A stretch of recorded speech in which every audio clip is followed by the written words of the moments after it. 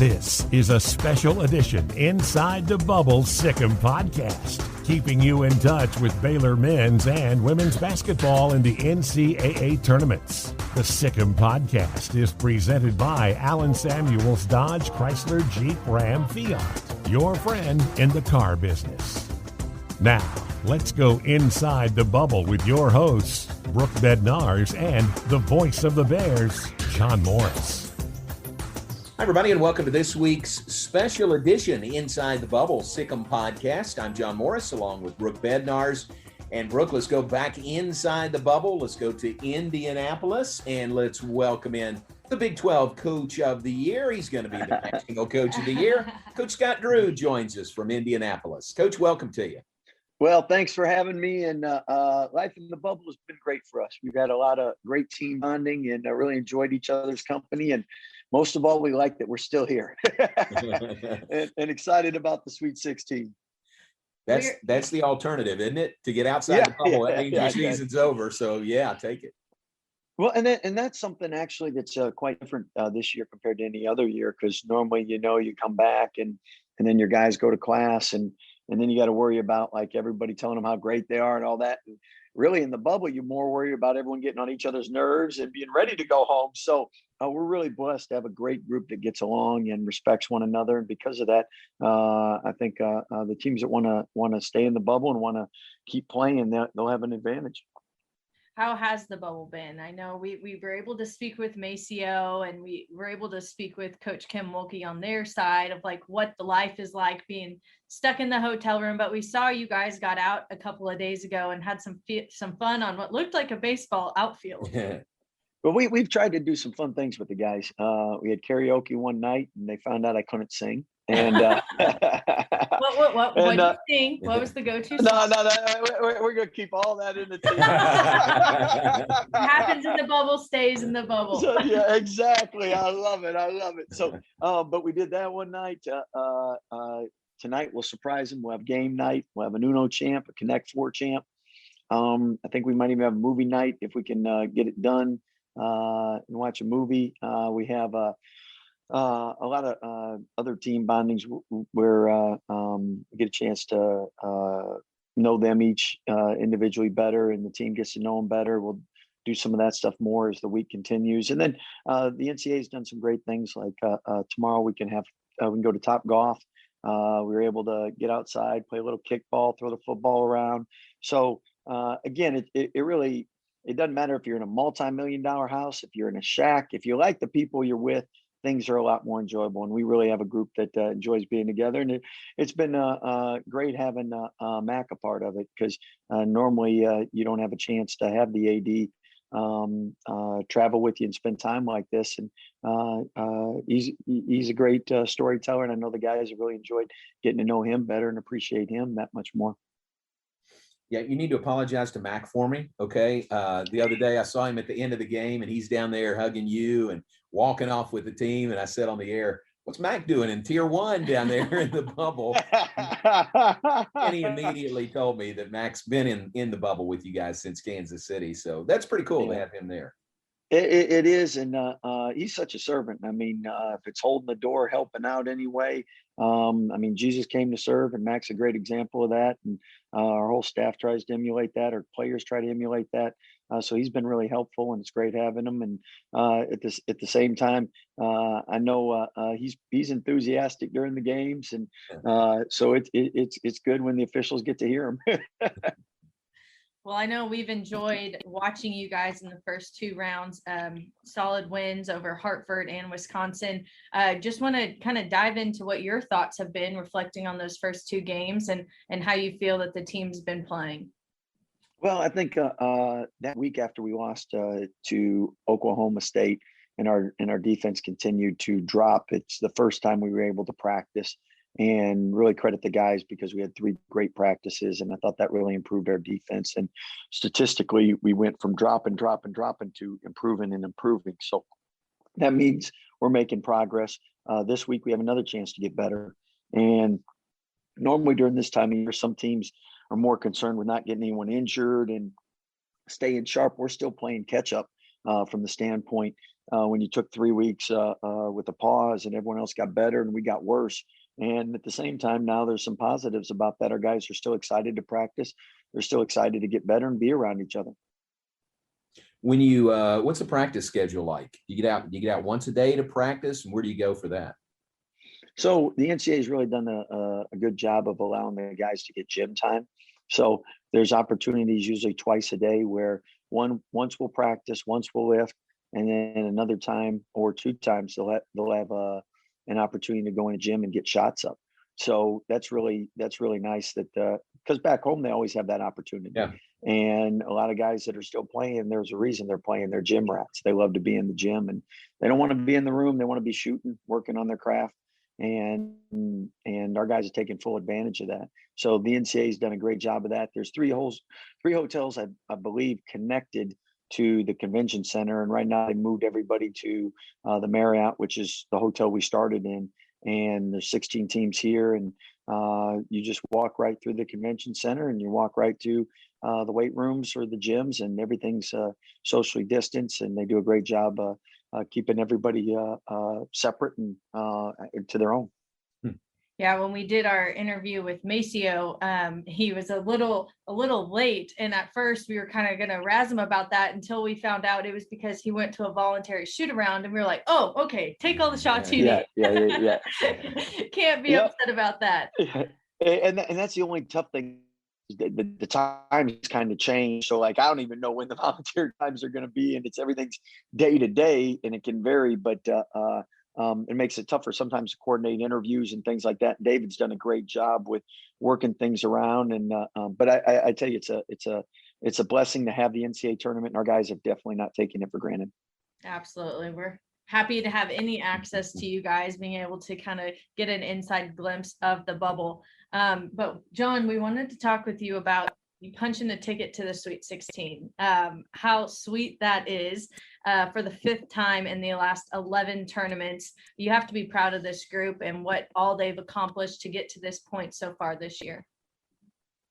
Well, and especially with last year having a chance maybe to get to a Final Four, win it all, and so that could have been 6 times in 11 years. So it just shows you the consistency of the program, and that's because of the staff, and that's because of the players. We have players that have bought in, and we've got a staff that's worked really hard. First game, Lucas Oil Stadium, big, massive stadium, 2 courts in there. Second game, the friendly confines of Hinkle Fieldhouse, which you know very well as a Butler grad. What was it like to you now, having been there and had the Bears there with you? Well, the first thing I shared with our guys, we weren't able to get a shoot around in there beforehand. So, and in the Dome, we only got in there 1 time. Yeah. And it's great going to a shooter's gym when you don't have a chance to shoot around, and when we have a team full of shooters. Yeah. So I felt really good about playing in Hinkle, and the consensus is probably best shooting gym in the tournament and best atmosphere in the tournament. Now there's only, I believe, 1,000 fans, but it's, as you know, it's a historic venue. It's a real loud venue. Our guys loved it because we won and we played well. So there's a good thing that we're returning to it. Yeah. I was about to say you get to go back. Yeah. How about you? Any nostalgia for you going back in there? No, you don't want that to be your last game. The last thing you're worried about is nostalgia. You're like, we just got to win. I'm hoping we're making shots. So completely focused. And the only thing you wish without COVID, like obviously I'd love to say hi to Coach Collier, and he's the athletic director there, and someone that started the program, and everybody was blessed to learn a lot from. And but again, it's a shooter's gym, and I know our guys will be excited to be back in a shooter's gym come this Saturday. What about the tournament so far, the Big 12? You're left carrying the banner for the Big 12 now. That's yeah. Well, I tell you, I mean, Texas Tech definitely had their chances down the stretch. Oklahoma State and West Virginia, they had great years. Could have been the Sweet. So I mean, anything can happen. Texas, obviously, you thought that they had a chance at a Final Four, and especially after winning the Big 12 tournament. But when you get into this, and the one I knew was going to be tough was Kansas, because we've dealt with COVID. So I don't think people realize, in Virginia and Kansas going in the tournament in those situations are really hard. But it's a one game thing, and it's a 40-minute thing. And because it's a 40-minute game, anything can happen. If this was the NBA best 4 out of 7, you might have a lot of different winners each and every night. And you can see that from one game to the next. Sometimes teams, you can tell, spent all the energy and everything they had in that first game. And then that second game, they just don't have anything in the tank. And that's where you really got to be on point each and every opportunity you play. We call it win every possession. You got to have the best offense and defense possession you can have. Let's talk about that offensive defensive stat line from the Wisconsin game. Baylor did not commit a live ball turnover. There was only 4 turnovers, 3 charges, and 1 carry. As a coach, you got to feel very good about that. Yeah, if we could get that every game, trust me, I'd still have hair on top of my head and everything. We put J-Mo in charge of turnovers. He did a great job. So thank you, J-Mo. But we knew, and the same thing with Villanova. Villanova is actually number 1 in the nation in turnover percentage, meaning they don't turn it over. So if you turn it over and they don't, they're getting more shots. And in 1 or 2 possession games, that means they're winning and you're not. So on offense, you really have to be efficient and get shots up. And that game against Wisconsin, 15-4 assist to turnover ratio. I mean, you take that every night, wouldn't you? Every night and twice on Sunday. And I thought we had a really good first half. We had 11 assists in the first half, and second half we weren't as efficient as we were the first half. But again, when you shoot 46% for the game and 47% from 3, you're going to take that. 78 from the free throw line is really good for us. Matt led on offense with 17 points, 6 rebounds, 3 steals. Davion Mitchell, what are they calling him? Off night. One of 4 finalists for the Naismith Defensive Player of the Year. Got to be proud of both of those and how they played to lead the team. Yeah. I mean, Brad Davison had 29 against North Carolina. Trice, I think, had 21, and both of them were 8-4, 28. So with 20 points total. So our guys really did a great job in focusing on them and making sure that every one of their shots were tough and they earned them all. One of the focuses that Jared mentioned going into the tournament was getting back to the basics on defense. And you kind of mentioned that at the beginning, but to see, the defense being beneficial and it paying off and scoring 16 points off of their 14 turnovers against Wisconsin, led by Davion. How do you feel about that the progress that you've seen? Well, definitely. We knew if our defense didn't improve, we weren't going to continue playing because since the pause, we went from top 3 defenses to 44, and every game you're dropping 4 or 5 spots, and understandably so. I mean, you pick any sport, golf. If you golf once in 21 days, your game's going to be off.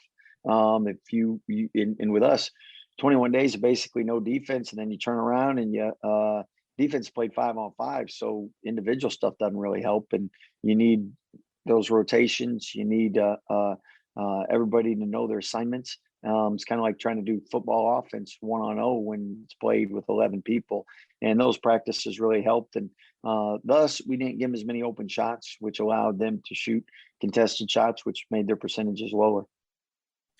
Scott, you guys have been so successful in the NCAA tournament and in tournaments overall. I don't want you to give away any secrets, but what's really a key or what is something you really hang your hat on, to explain that success you guys have had? Well, I mean, first and foremost, again, you got to have great players. You got to have a great staff. And then after that, you have to have a good culture. And what I mean by that is a lot of times when you're on the road, things can get loose and people can lose focus. They cannot be dialed in or locked in. And you want them to have fun, but when you're about business, it's got to be about business. And I think at the end of the day, our job is to make sure we bring a team together that the more you love a person, the more you'll fight for them. And I think our guys, like all of us, we all have our own arguments, and every married couple can explain that. But at the end of the day, if you love the person next to you, you're going to fight harder for them. And usually when you spend more time with them, the people that you love, you grow fonder of. And again, I think some people, by the time the game comes, they're ready to get out of the bubble. They might lose on purpose, So I think it's important. That can't be understated either. You mentioned staff and the culture and the foundation of that has been built years and years and years. Aside from your brother, there's a couple of coaches who were in the NCAA tournament. Baylor has a solid connection to 3 of the teams. Do you want to start with Grand Canyon, number 15, your brother, Bryce Drew? You got to see him. We got to see that moment where you guys passed each other in the hallway. That has to be special for you and your family. Well, I think anyone that has a kids probably can relate. When it's not you and someone you really love, you watch their games, it's probably harder than your own games. And that's why double trouble for my dad and mom. But my brother is so pleased and happy for his staff to win their first conference championship, their first conference tournament championship, and to see what they've been able to do in such a short period of time. And then obviously any chance you get to see him, especially with COVID nowadays, it seems like people haven't been able to travel to see family, friends, and loved ones. So it was great seeing him. And then after that, you want me to just go on to Coach Mills or Coach Mack, or you want to ask? Let's go. And not only that, my brother's staff I know very well, and I know some of their past staffs that are at other schools that were able to visit with them. But seeing Coach McCaslin, I mean, I think our families enjoyed seeing each other outside the bubble too. The wives that basically did life together, and the kids got raised together because we were always at the office working in those early years, especially. And so they got to spend time together. But Coach Mack leading North Texas to the first tournament win. I don't think they won an NCAA NIT tournament game before. So he's making history at North Texas and doing it the right way. And so proud of him and his staff. And obviously, if they could have won, then we'd be bragging about them. And right up to the game, we could have bragged about each other. And then after that, the good news is one of us would have been the Elite Eight. Now, we would have preferred to have been us, and they would have preferred to have been them. But I was going to say at least one of the family members is in the Elite Eight. And then Coach Mills, I'll share a funny story. He came up to us in the beginning. He said, our president, he said, I got you going to the Elite Eight. And then he says, Elite Eight? And he says, well, yeah, then you play Baylor. And so I told him, you might need to talk to your president. And he might need to revisit that, right? Because as Coach Bill said before the tournament, if he's going to pick us the Elite Eight, you might as well pick us all the way, right? But anyway, leading them to their first Sweet 16, maybe ever. I know their first win or tournament appearance. Yes, in 74. Did they get to the Sweet 16 in 74? Mm-hmm. Yes. Yeah. So, but I mean that there's so much excitement with his school, especially a small Christian school that's really going to benefit from this exposure. And they do such a great job, like Baylor does, in preparing young people, not only academically and character-wise and athletically, but most importantly, spiritually. And at the end of the day, that's really all that matters. So it's great that Oral Roberts is getting that kind of attention, and deservedly so. And seeing Sam Patterson in the hall and passing him has been great as well. Yeah. I would like to announce that Oral Roberts, if they're listening, will be thrilled because they're now verified on Twitter. I know that was a big deal. They were not verified, and now they're in the Sweet 16, and they were like, hello, can we get – so they're getting the credit they deserve. But you mentioned Coach Mack. They did fall in the second round, but to Villanova. So we're interested. Have you had a phone call with him? Have you heard from him? Yeah. Well, and that's where I called Coach Mack to make sure he was doing okay. And the first thing he was doing was trying to help us prepare and beat Villanova. I said, I'll get back to you in a couple of days. Let's just make sure you're okay and the team's okay. So no, he definitely share any of his wisdom and knowledge, and he'll be cheering hard for the Bears, I know. Well, that's great. Let's go back to ORU. They beat Ohio State in the first round. Their game was about the same time as ours, and they put it up on the video board. When we had a timeout in our game, they put that Ohio State ORU game up on the video board, and then the fans booed when they took it down, and we went back to play. But it was it was hard to focus, wasn't it, when that game got put up on the video board? You knew Coach Mills and ORU was about to win a big game. Well, everyone knew but me, because I'm facing the team. And all of a sudden, all the team is looking up. I turn around, all the coaches are looking up. Coach Tang's crying. I'm like, what's going on? What am I doing? Am I the only one? So everyone knew what was going on but me. That was great. I'm telling you, Pat and I, we teared up too, because that is so meaningful, for Coach Mills and Sam Patterson to win that game. It was just terrific to watch. I mean, they're family. They're at other schools now, but they're part of our family. No question. They helped build this program, and the great thing is they're carrying on building young men in other places now. So happy for what they're doing and how they're making young people prepared for life to be successful, as we say, champions for life. All right, so Villanova up next on Saturday. We're back in Hinkle Fieldhouse. That'll be great. 4:15 Central Time Saturday on CBS.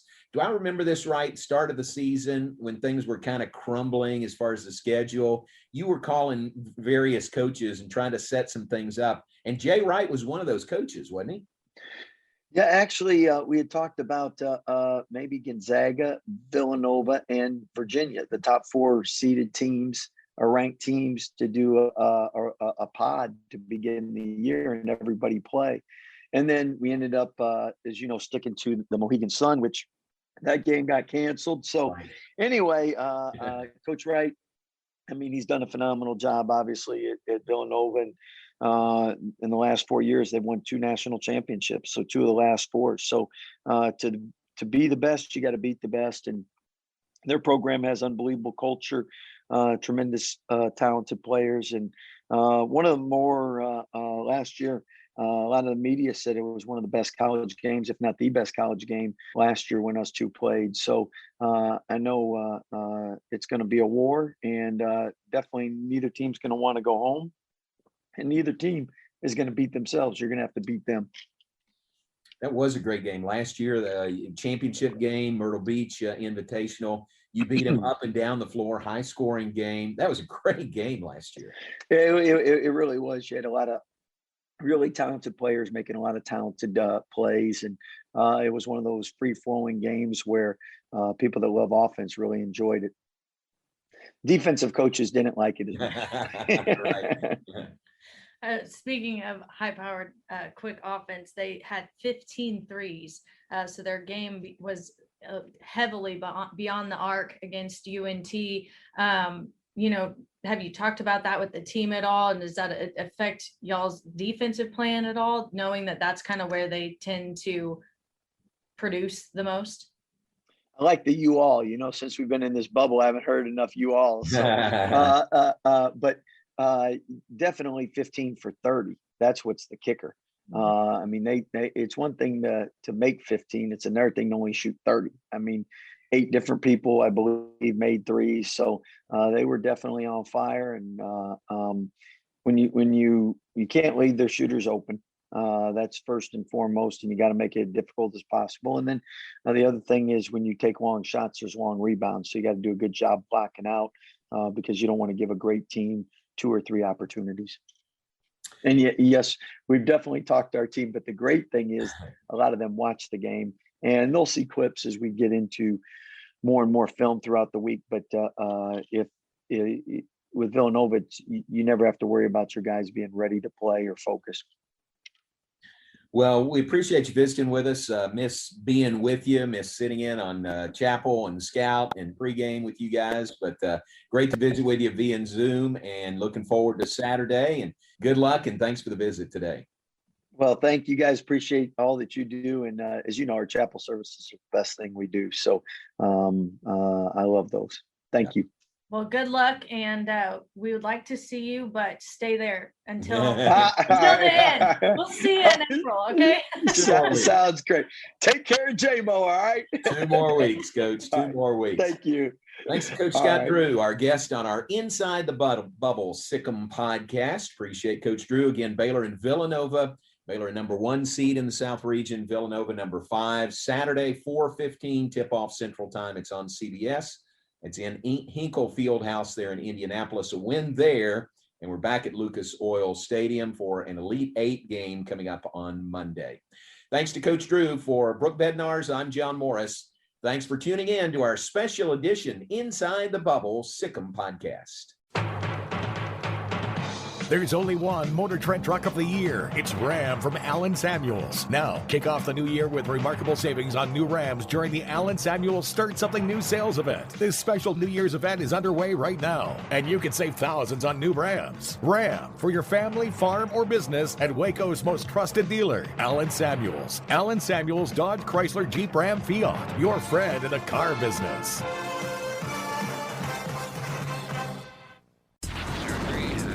It's a calling that's kept us free. It's a place to belong. What's the calling? It's doing a job that makes a difference. Serving your community and your country. It's part-time service where the impact is full-time. What's your calling? Air Force Reserve. AFReserve.com. You've been listening to a special edition Inside the Bubble Sic Em Podcast. Be sure to subscribe and watch for more from Inside the Bubble with Baylor men's and women's basketball in the NCAA tournaments. The Sic Em Podcast is a production of Baylor Athletics.